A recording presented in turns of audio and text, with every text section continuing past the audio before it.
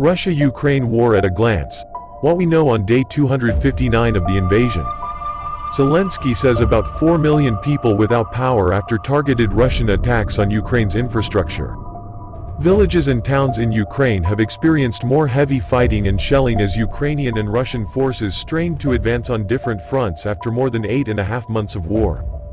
At least 9 civilians were killed and 24 others were wounded in 24 hours, the Ukrainian president's office said, as it accused Russia of using explosive drones, rockets, heavy artillery and aircraft to attack 8 regions in the country's southeast. Ukrainian and Russian forces also clashed overnight over Snihorivka, a town about 30 miles north of the southern city of Kherson, the Associated Press reported. Ukraine's army hopes to reclaim the Russian-occupied city, the only regional capital captured during Moscow's February invasion and a key target of an ongoing counter-offensive.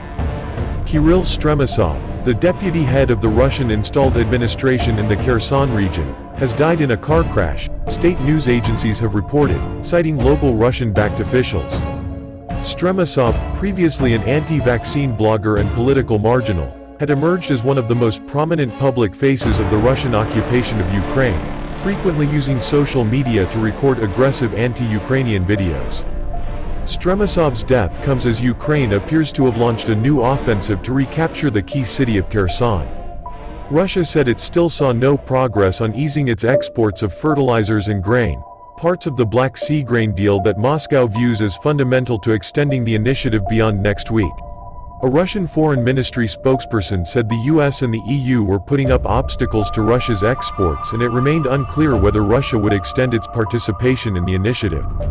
The UK Ministry of Defense released its latest intelligence update, saying, Russian efforts to repair the Crimean bridge continue but it is unlikely to be fully operational until at least September 2023.